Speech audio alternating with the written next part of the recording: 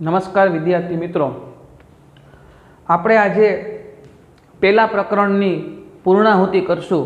પહેલા પ્રકરણમાં આવતા જે કોઈ પણ પારિભાષિક શબ્દો છે એ તમામે તમામ પારિભાષિક શબ્દો છે એનો આપણે દરેક જગ્યાએ પ્રેક્ટિકલ ઉદાહરણો દ્વારા જે સમજૂતી આપણને મળી શકે એમ હતી એ દરેક પ્રકારની સમજૂતી છે એ આપણે શીખી ગયા છીએ।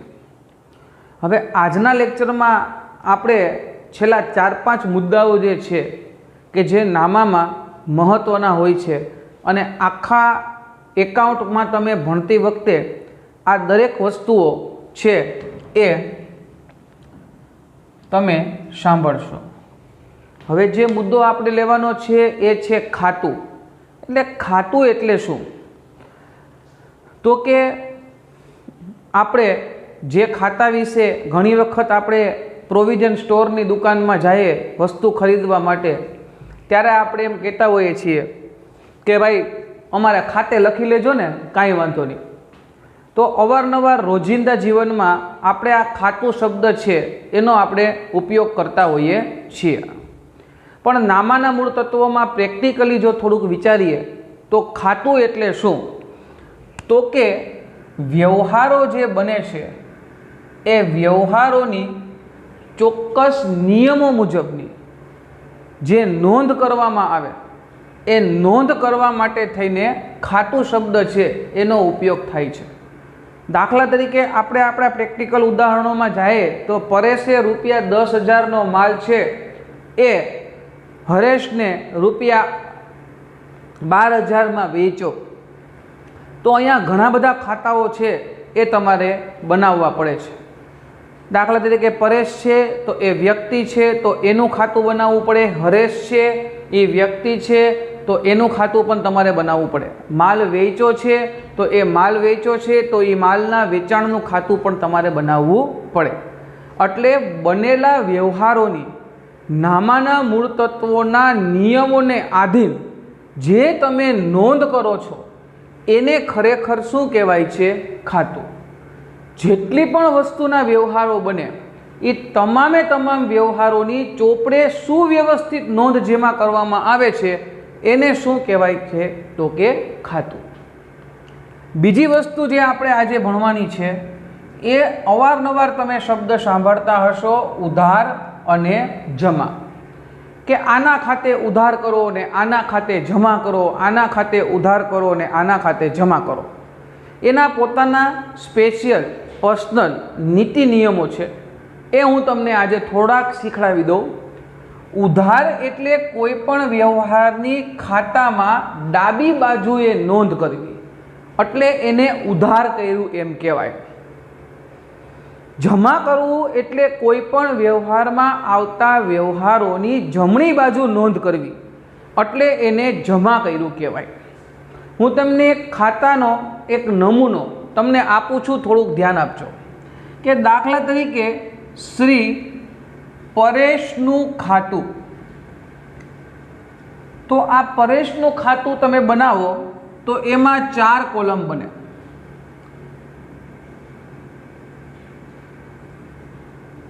અહીંયા આવે વિગત, અહીંયા આવે રકમ રૂપિયા, અહીંયા આવે વિગત, અહીંયા આવે રકમ રૂપિયા। હવે ડાબી બાજુ જે છે એને ઉધાર બાજુ કહેવાય અને જમણી બાજુ છે એને જમાવું। જો તમારે કોઈ પણ વ્યવહારને ઉધાર કરવાનો હોય તો એની નોંધ ઉધાર બાજુએ કરવાની થાય અને જમા જો લેવાના હોય તો જમા બાજુ એની નોંધ થાય। બાળકો, એક વસ્તુ યાદ રાખજો કે તમે જેનું ખાતું બનાવો છો એના ખાતામાં એનું નામ કોઈ દિવસ લખાય નહીં। સમજાય છે? દાખલા તરીકે તમે પરેશનું ખાતું બનાવતા હો તો પરેશ છે એનું નામ એના ખાતામાં વ્યવહાર તરીકે કોઈ દી નોંધાય નહીં। એ કેવી રીતે નોંધ થાય એ આપણે આગળના પ્રકરણોમાં ભણશું। પણ ઉધાર કરવું એટલે કોઈ પણ વ્યવહારને ડાબી બાજુએ એની નોંધ કરવી, એટલે તમે વ્યવહારને ઉધાર કરો છો એવું થાય.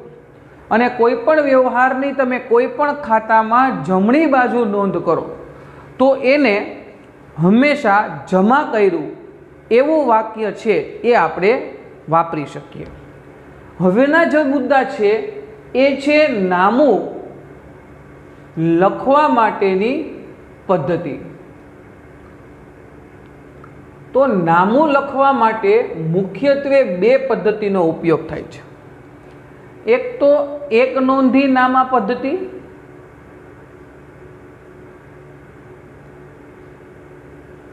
અને બીજું છે દ્વિનોંધી નામા પદ્ધતિ. આ એક નોંધી નામા પદ્ધતિ છે એ અત્યારે બહુ અમલમાં છે નહીં.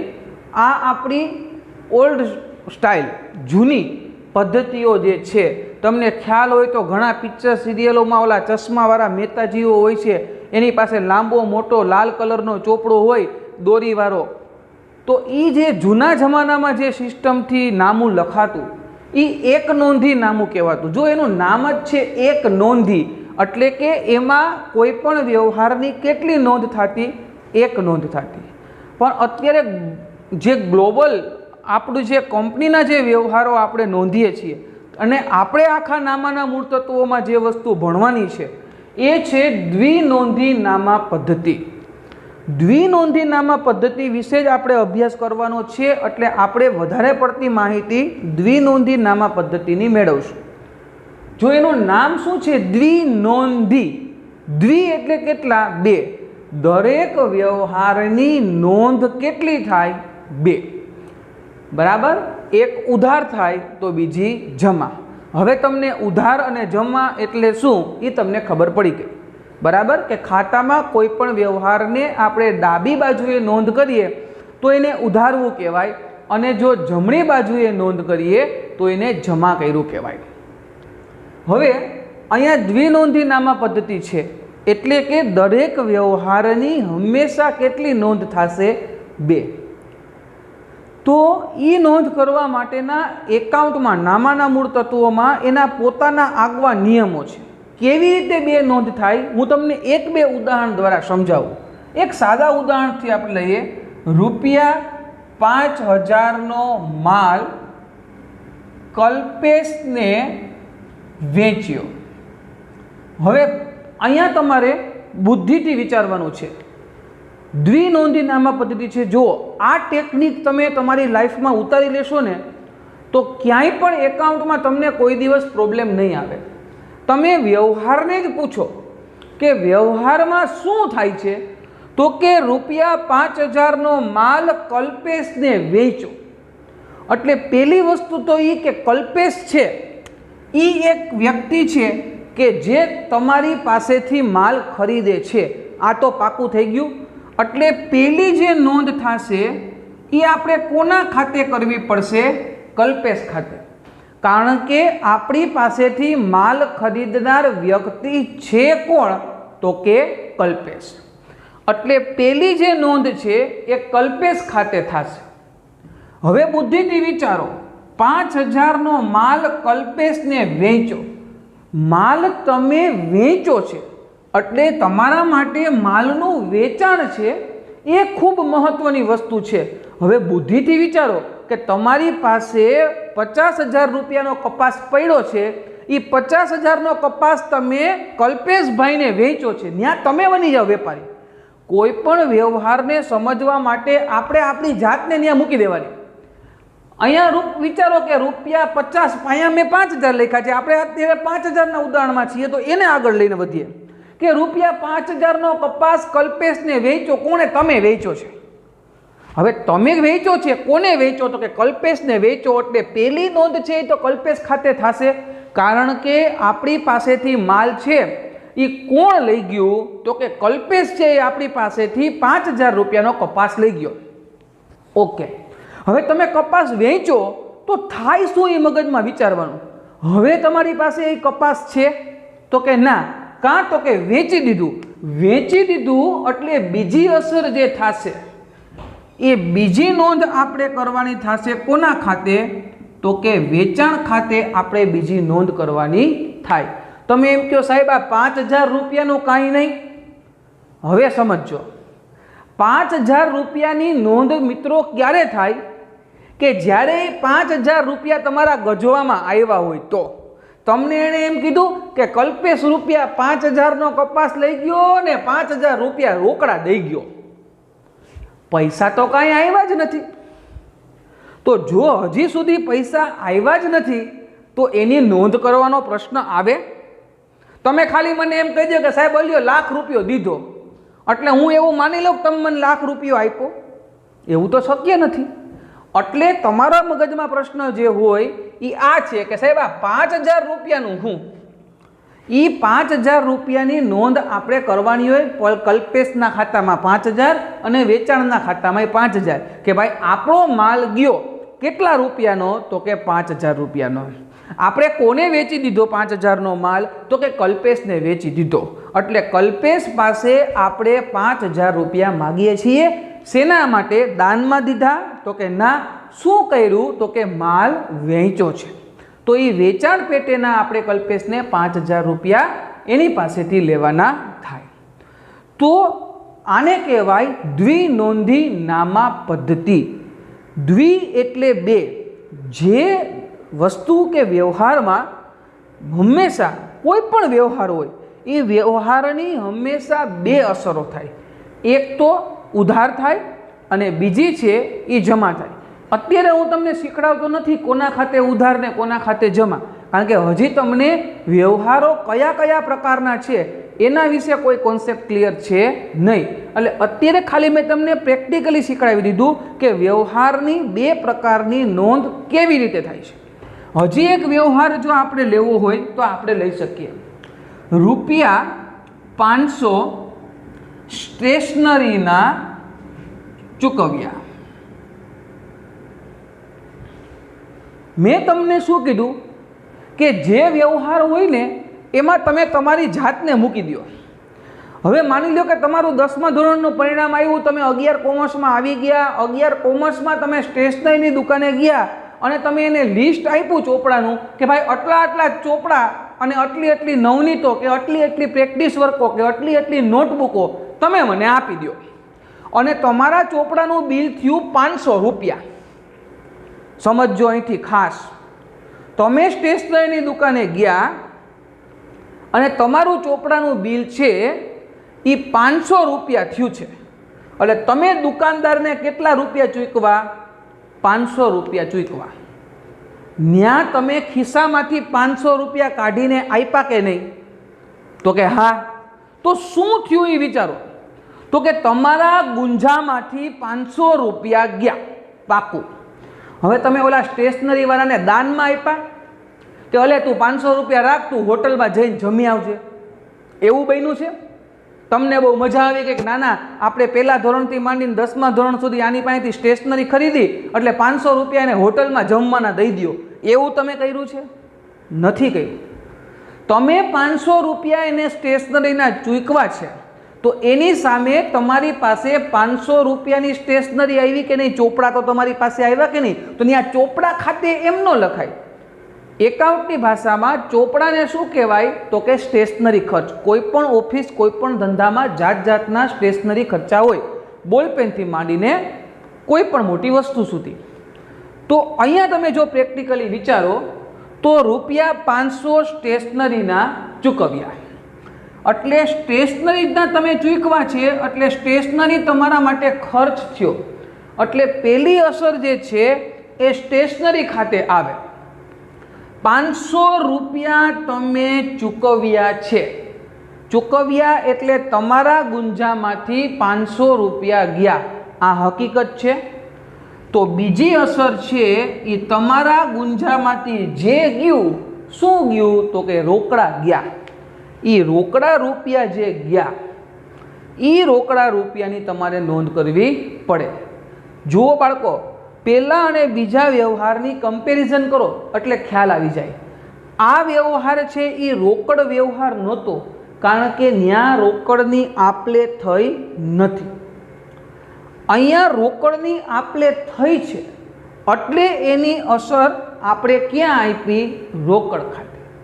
તો આજના લેક્ચરમાં આપણે કેટલી વસ્તુ શીખ્યા?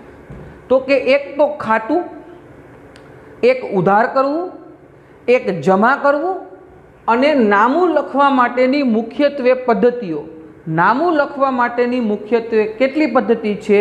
2 પદ્ધતિ. એક તો એક નોંધીનામા પદ્ધતિ અને બીજી દ્વિનોંધીનામા પદ્ધતિ. એક નોંધીનામા પદ્ધતિમાં શું થાય? તો કે દરેક વ્યવહારની એક અસર થાય. જ્યારે દ્વિનોંધીનામા પદ્ધતિ છે એ દ્વિનોંધીનામા પદ્ધતિમાં દરેક વ્યવહારની કેટલી અસર થાય? તો કે 2. હવે તમારા પાઠ્યપુસ્તકમાં તમને નામાના મૂળ તત્વોમાં એના ફાયદા અને મર્યાદાઓ તમને આપેલી છે. એ ફાયદા અને મર્યાદાઓ છે એ તમારે કમ્પ્લીટલી લખવાની છે. એ પછી હું તમને સમજાવી દઈશ. એટલે અહીંયા તમે વિચારો તો પારિભાષિક શબ્દોની દ્રષ્ટિએ અને નામાના પાયાની દ્રષ્ટિએ તમારું પહેલું પ્રકરણ જે છે એ પહેલું પ્રકરણ છે એ અહીંયા પૂરું થાય છે. હવે બીજું પ્રકરણ જે છે વ્યવહારોની બેવડી અસર, એ તમારે એમાં શીખવાની થશે અને એમાં તમારે આ દરેક પ્રકારના જે વ્યવહારો છે એ વ્યવહારો વિશે પણ શીખવાનું થશે. હું તમને થોડુંક પ્રેક્ટિકલી કહી દઉં છું કે વ્યવહાર છે ને એના મુખ્ય પ્રકારો 2 પડે. એક તો આર્થિક વ્યવહાર અને બીજો બિન આર્થિક વ્યવહાર. તમે વાણિજ્ય વ્યવસ્થામાં 11મા ધોરણના લેક્ચરોમાં આ બધી વસ્તુ શીખી ગયા હશો. આર્થિક વ્યવહાર અને બિન આર્થિક વ્યવહાર. જે વ્યવહારમાં નાણાંનું મૂલ્ય હોય એવા વ્યવહારોને આર્થિક વ્યવહારો કહેવાય. જેમાં નાણાંનું મૂલ્ય ન હોય તો એને બિન આર્થિક વ્યવહારો કહેવાય છે. હવે અહીંયા આપણા જે ઉદાહરણો છે કે ₹5000નો માલ કલ્પેશને વેચો, ₹500નો સ્ટેશનરી ખર્ચ આપે તે આપણે રકમ ચૂકવી, તો આ બધાય આર્થિક વ્યવહારો છે. એની નામામાં નોંધ થાય છે. જ્યારે બિન આર્થિક વ્યવહારો જે છે એ બિન આર્થિક વ્યવહારોની નામાના ચોપડામાં કોઈ પણ પ્રકારની નોંધ થતી નથી. દાખલા તરીકે તમને જો કોઈ પણ પ્રકારનો ધર્માદામાં માલ મળ્યો હોય, તમને કોઈ સેમ્પલ તરીકે વસ્તુ વાપરવા દઈ ગયું હોય, તો આ બધાય બિન આર્થિક વ્યવહારો છે. એટલે બિન આર્થિક વ્યવહારો છે એની ચોપડે ક્યારેય નોંધ થતી નથી. જ્યારે આર્થિક વ્યવહારો છે એ આર્થિક વ્યવહારોની ચોપડે નોંધ થાય છે. યાદ રાખજો, કોઈ પણ વ્યવહાર હોય એની હંમેશા 2 નોંધ થાય. કારણ કે આપણું જે એકાઉન્ટ છે એ દ્વિનોંધીનામા પદ્ધતિ છે અને વ્યવહારના મુખ્ય 2 ભાગ પડે. એક તો આર્થિક વ્યવહાર અને બીજો બિન આર્થિક વ્યવહાર. આર્થિક વ્યવહારની ચોપડે નોંધ થાય છે, બિન આર્થિક વ્યવહાર જે છે એની ચોપડે નોંધ થતી નથી. તો આ વસ્તુઓનો આપણે હવે પછીના લેક્ચરમાં ડિટેલમાં અભ્યાસ કરશું. પણ એ પહેલાં જે ઓલા પારિભાષિક શબ્દો તમને લખાવ્યા છે એ કમ્પ્લીટ ફેરબુકમાં તમારે ઉતારવાના છે અને એકાઉન્ટના જે ફાયદા અને મર્યાદાઓ આપેલી છે એ ફાયદા અને મર્યાદાઓ જે છે એ પણ તમારે વ્યવસ્થિત તમારી ફેરબુકમાં લખવાના છે. ત્યારબાદ હવે પછીના લેક્ચરમાં આપણે 7મું જે લેક્ચર છે આપણો એમાં આપણે પ્રકરણ 2 છે એનો આપણે અભ્યાસ શરૂ કરશું. ત્યારે તમારે પાઠ્યપુસ્તક છે એ ખાસ તમારે તમારી સાથે રાખવાનું છે. હું પણ પાઠ્યપુસ્તકમાંથી જ તમને એક વ્યવહાર સમજાવતો જઈશ. ઓકે, ચાલો.